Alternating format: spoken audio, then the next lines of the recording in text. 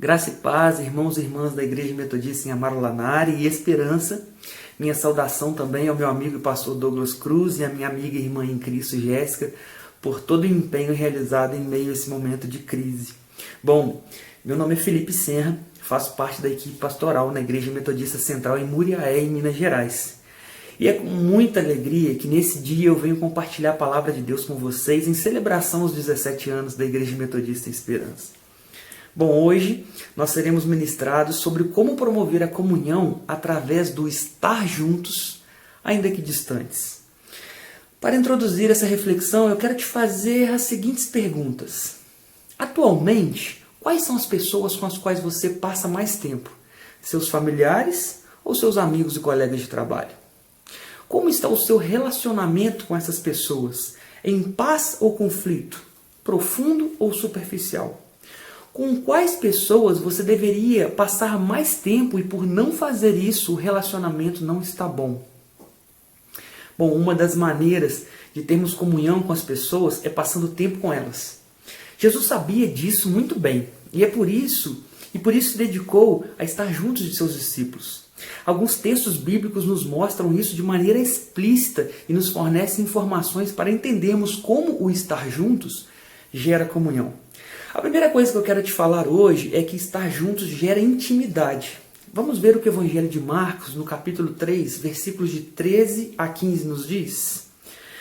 Jesus subiu a um monte e chamou a si aqueles que ele quis, os quais vieram para junto dele. Escolheu 12, designando os apóstolos para que estivessem com ele, os enviasse a pregar e tivessem autoridade para expulsar demônios. Agora eu te pergunto, quantos discípulos Jesus teve durante o seu ministério? Dezenas, centenas, milhares? Seja lá qual for o número, o texto bíblico nos diz que ele escolheu 12 desses homens para serem apóstolos e estarem com ele. Por quê? Apóstolo não é o mesmo que discípulo? Apesar das centenas, quem sabe milhares de discípulos que Jesus teve durante o seu ministério, apenas 12 foram escolhidos para serem apóstolos e assim seus agentes ou representantes autorizados. Em uma das origens da palavra apóstolo está a ideia de alguém que recebeu de outra pessoa uma procuração para agir em seu nome. Portanto, os apóstolos de Jesus foram pessoas que receberam autoridade para agir em nome dele, como se o próprio Jesus estivesse agindo. Como pessoas que receberiam tal autoridade e consequente responsabilidade, aqueles homens certamente necessitariam passar tempo com Jesus para conhecer a sua pessoa, seus ensinamentos, sua obra e sua missão. Por isso, Jesus os escolheu para que estivessem com ele. Estar juntos gera intimidade. Semelhantemente, nos dias de hoje, se quisermos ter comunhão com as pessoas, precisaremos passar tempo com elas. Eu sei que o tempo que vivemos não é oportuno para estarmos juntos, mas talvez seja tempo para estar junto daqueles que tem mais valor para nós, nossa família.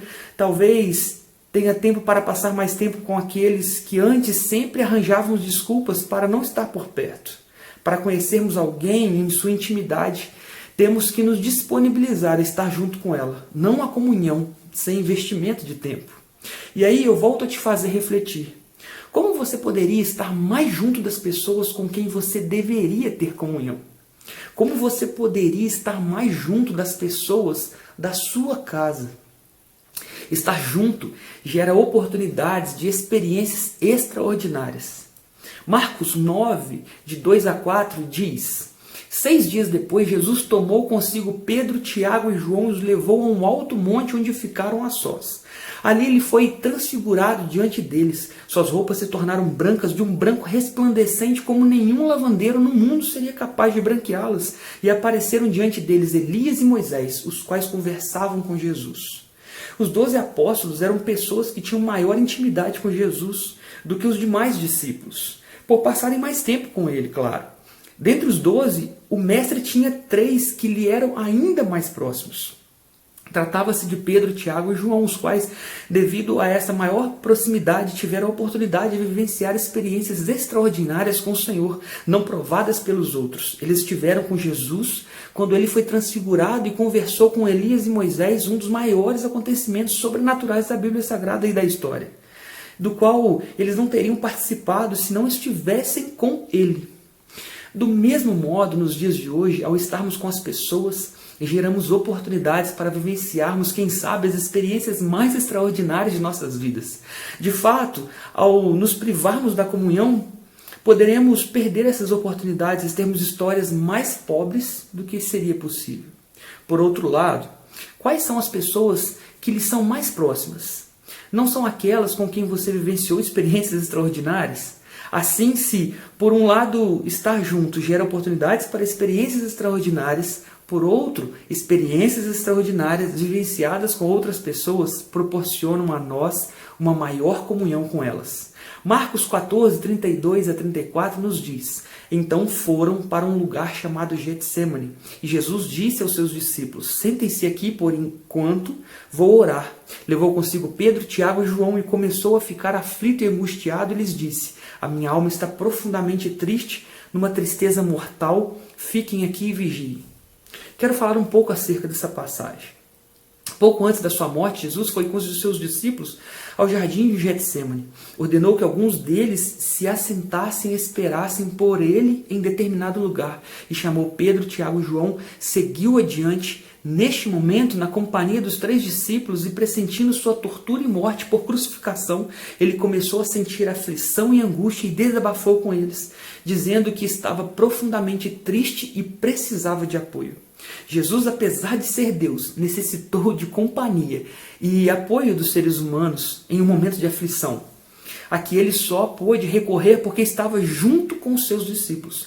Estar juntos gera apoio nas dificuldades. Da mesma forma, nos dias de hoje, estando com as pessoas, tendo comunhão com elas, poderemos encontrar apoio em momentos de angústia.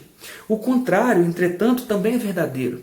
Ao nos isolarmos, poderemos ficar sozinhos e desamparados nas dificuldades, o que certamente irá aumentar a aflição.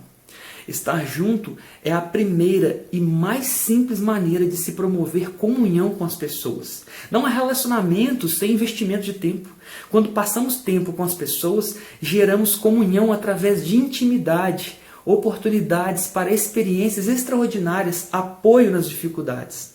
Talvez falar sobre estar junto em tempo de pandemia, onde a ordem é o isolamento social, pode parecer sandice, loucura, mas precisamos nos preparar para aquilo que antes tínhamos ao nosso dispor e muitas vezes não demos valor à comunhão como nos estava proposta. Hoje é motivo para a saudade dos abraços, dos afetos, mas existe uma palavra que nos deixa tranquilo. Quando eu olho para a Bíblia e leio o Salmo 133, quando diz: ó, quão suave é que os irmãos vivam em união, é como óleo precioso sobre a cabeça que desce sobre a barba de Arão e que desce a orla das suas vestes, como orvalho de Hermon que desce sobre os montes de Sião, porque ali o Senhor ordena a bênção e a vida para sempre. Amados, ali não é o Hermon, ali não é Sião, ali, que diz o Salmo, não é um lugar, ali é uma situação. Ali talvez você me pergunte: ora, mas que situação então é essa que o salmista diz que o Senhor ordena a bênção e a vida para sempre? E eu te respondo, essa situação é a unidade entre os irmãos, nos apresentada no versículo 1. É bom porque o Senhor se agrada, e é suave porque a unidade gera adoração. E adoração não é música, adoração não é louvor, adoração é essência. E essência é perfume, e o bom perfume é suave. Para finalizarmos, quero te fazer algumas perguntas. Quais são as mudanças que você terá que fazer em sua agenda futura para dispor de mais tempo para estar com as pessoas com quem você deveria ter mais comunhão? Quais são as estratégias que você poderia usar para passar mais tempo com as pessoas e assim ter mais comunhão com elas? Quanto tempo foi perdido, mas que por conta de um Cristo que te faz refletir na crise que precisará ser recuperado? Como diz a palavra de Deus, o choro pode durar uma noite, mas a alegria virá pela manhã. E quando amanhecer, que eu e você estejamos prontos para usufruir da misericórdia de Deus que se renovará sobre as nossas vidas e que tenhamos aprendido que tudo não foi em vão, mas formou o meu e o seu caráter para querer fazer tudo diferente. Quando esse dia chegar, quero que você dê o seu melhor abraço e busque estar junto daquele que, por uma questão ou outra, você antes não se atentou. Fique com Deus, que a graça de Deus te alcance, que a misericórdia dele se renove sobre a sua vida e que a unidade gere bênçãos e a vida para sempre em nome de Jesus. Deus te abençoe. mais que a luz do sol, dissipando as trevas, destruindo o mal. A sua face é um refletor de glória, o céu derrama glória, porque a igreja vem arrebentando com as portas do inferno, com barulho